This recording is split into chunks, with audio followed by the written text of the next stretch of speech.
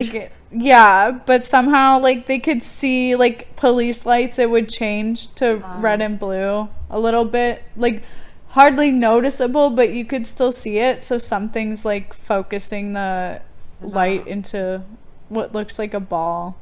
that's interesting. Yeah. I don't believe it. I think it's a ghost, but Yeah. I saw like one of the ghost story TV shows talk about it and like oh had really? investigators or yeah. What did they say? Swamp gas? Everyone says swamp gas, but I just still don't understand how it's Uh not a swamp. And also, how oh, does swamp gas make a ball of light? I don't think they had a conclusion. Like they went out there to see it like happening and they observed it happening too.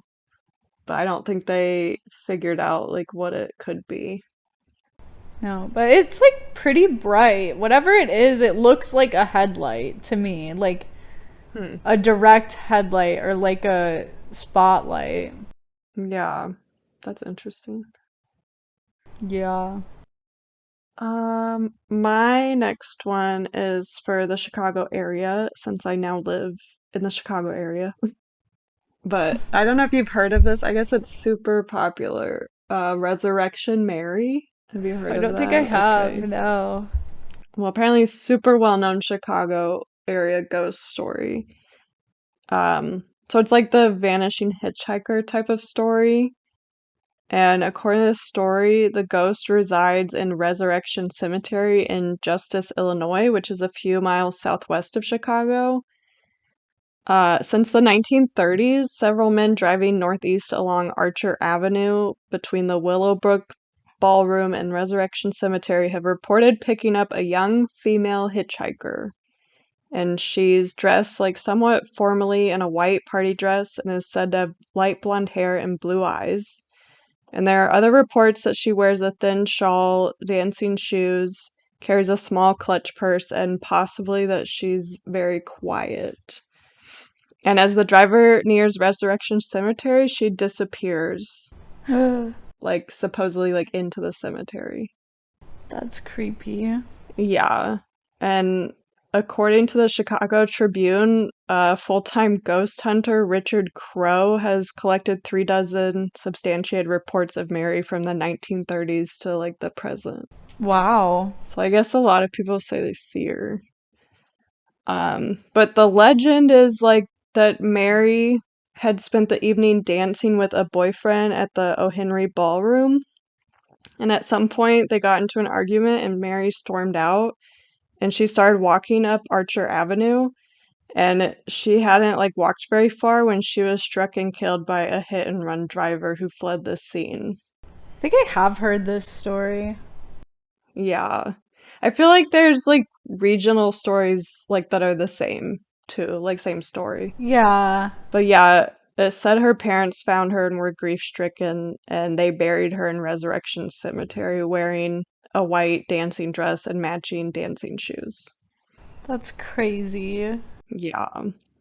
So, Jerry Paulus reported in 1939 he met a person who he came to believe was Resurrection Mary at the Liberty Grove and Hall at 47th and Mozart. And he said they danced and kissed, and she asked him to drive her home along Archer Avenue, and she exited the car and disappeared right in front of Resurrection Cemetery. Like, how crazy would that be? So you like touched and danced and stuff, and then Yeah. Then they're just gone. right. And in 1973, Resurrection Mary was said to have shown up at Harlow's nightclub on Cicero Avenue, and like people said they saw her there. And then the same year, a cab driver came into Chet's Melody Lounge across the street from Resurrection Cemetery to inquire about a young lady who had left without paying her fare, like that had disappeared. Wow. Yeah. And there are also like other sightings that they said in like 76, 78, 80, and 89, which involved like cars like nearly hitting a woman outside Resurrection Cemetery, and the woman like would disappear by the time the motorist exited the car. Ooh. I don't like that. Yeah, but I feel like again, there's stories like that like every region, I feel like. Yeah, I think so. But when you said O. Henry Ballroom, I was like, oh yeah, I have heard this. Yeah. All right. My next one is a Wisconsin one. And if you're from Wisconsin, you've definitely heard of this. And if you're not, it's maybe the most ridiculous thing I've ever heard. Um, this is the Hodag. So in 1893 in Rhinelander, Wisconsin, which is like pretty northeastern Green Bay, Oh, or okay. northeastern Wisconsin, like north of Green Bay, which is where I grew up. Newspapers began to report a mysterious creature with the head of a frog, the smiling mouth of a giant elephant, thick short legs with huge claws, the back of a dinosaur, and a long tail with spears at the end of it. Okay. The claims were, I know, that's why I had to include the picture because I'm like, I don't even know what that would look Yeah. like. It almost looks like it has saber-toothed tiger body with spikes on the back. Yeah. I don't know how else you would describe it. And it looks like it has like, I don't know why they said head of a frog, because to me it looks like a cow head with a big mouth. It looks, you know what it looks like? It looks like Appa from Yeah. Avatar The Last Airbender. It A little does. bit. Appa vibes. Yeah. But the claims were investigated by like a well-known Wisconsin land surveyor, Eugene Shepard, and he and a group of local men set out to kill the beast. They reported to need dynamite to kill it, and a photograph of the charred creature's remains was released to the media, and the Wow. legend follows that the creature became extinct when its main food source, all white bulldogs, became scarce in the area. Why do I think someone killed someone else's annoying ass dog and made up the Hodag? Made up a Hodag. But Baby. yeah, they became scarce in the area, so they all died.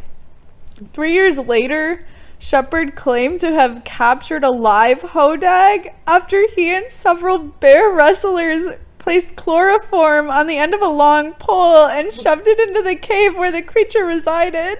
Okay. This is so far-fetched. So yeah. The creature was showcased at the first Oneida County Fair, where thousands of people came to see it, Wow. and it was attached to wires. And Shepard would occasionally move it, which scared the people who were already nervous and made them run away. I think it's like a puppet or something. Yeah, and local, state, and national newspapers picked up on this story. And eventually, Shepard was forced to admit that the Hodag was a hoax after a group of scientific researchers from the Smithsonian Institute announced that they were going to travel to Rhinelander and see it. And then my God. he was like, no, it's not real. Oh my god. It's not real. So he made it up? Yes, yeah, it was all fake the whole time, but like the Hodag became like a local symbol, and now there's the Hodag Country Music Festival that thousands of people travel to every day or every year in the Rhinelander area. And you may not see a live Hodag, but there's like a giant fiberglass sculpture at the Rhinelander Area Chamber of Commerce and 2 Hodags at the Rhinelander Ice Arena. One is a full body and the other one is an oversized head that blows smoke and has red eyes that light up. Wow. It caused a sensation. Yeah, I mean, I didn't really know this story. Like, I knew of the Hodag because I've heard of Hodag, like the festival, and I knew it was like some kind of lizard creature, but I didn't know it ate white bulldogs. Right, only white bulldogs. as I was researching this, I was reading it and I was like, did someone mess up the Wikipedia entry? Like, what is this? Yeah. I was like, this has to be a joke. Right. There's no way anyone believes this. But like, can you imagine like in the 1800s, like the late 1800s, it was all word of mouth. So like, right. he just tells someone, and oh, it's gonna be at the fair, and all these people like show up, and there's like a puppet, and they're so scared to look at it. Right. And the Smithsonian, like, what the fuck? Yeah, I guess it's easy to just think it's true. Right. Or at least go check it out. That's funny though. Crazy. Okay. My last one is Japanese urban legend, which I have two because they're very short. But I thought I would say a Japanese one since I lived in Japan for a while. And I feel like I definitely have heard of the first one. So it's Kuchisake Onna, which is the slit-mouthed woman. Have you heard of that? No. Okay.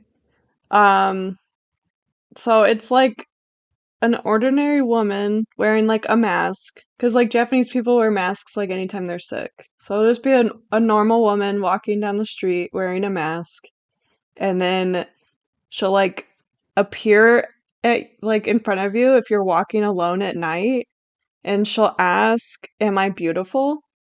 And if you answer no, then she kills you with a pair of scissors that she carries around. And if you answer yes, then she takes off her mask, which she then shows like she has like a smile like that's cut in. Oh, what is that? A Chelsea smile? Is that what that's called? Or like a Joker, I guess, where it's like cut into your mouth. Glasgow smile or a Chelsea smile. Yeah, that's what it's called. Why? I've never heard of that. I think they do that, like that was like a gang thing in Chelsea, and in Glasgow they would, because it's really hard to repair and it scars really bad. Right, yeah. Okay. Maybe she's just a gang member then. Or got tortured by a gang member. Right, but then she's just continuing the torture Yeah. of people. Because, yeah, if you say yes and then she takes off her mask and you see that, and then she'll say, "How about now?" And then if you say no, then she kills you. And if you say yes, then she cuts a smile into you to match her. Oh shit. Yeah. And I guess there's a rumor that there's like a few answers that will confuse her, like long enough for you to run away. So you could say like you're average or like so-so, like a middle answer instead of saying yes or no. But according to the myth, she was a woman disfigured by her husband when he found out she was cheating. Okay. Yeah, so after he cut her mouth, he asked her, "Who will think you're beautiful now?" So she goes around asking people, "Am I beautiful?" That's so sad. Yeah. But it's like super popular urban legend that's like, I feel like it's in a lot of Japanese media, like movies and anime and stuff. Oh, okay. Somehow I've never heard of it. Probably because I'm not into anime. Yeah, or like Japanese movies, Yeah. or like especially horror movies, I guess would be in it. But yeah, and then the other one I have is the Red Room Curse, which I feel like I'm not familiar with, but I feel like there's spin-offs to it that are like similar. But like the idea is that a cursed pop-up will appear on your computer, and the pop-up is just an image of a door, and a recorded voice will ask, "Do you like the Red Room?" And the pop-up will like continue to appear until the voice finishes its question. Like even if you close it before it finishes the question, it'll ask, like it'll pop up again and continue. Oh my god. And then they say like whoever sees this pop-up are later found dead with the walls painted red with their blood. Okay. Yeah. And I guess this oh yeah. That's some dark web shit. It is, yeah. That's what I was thinking. But I guess the story began as a Flash animation short about a boy who was like cursed and died after seeing this pop-up.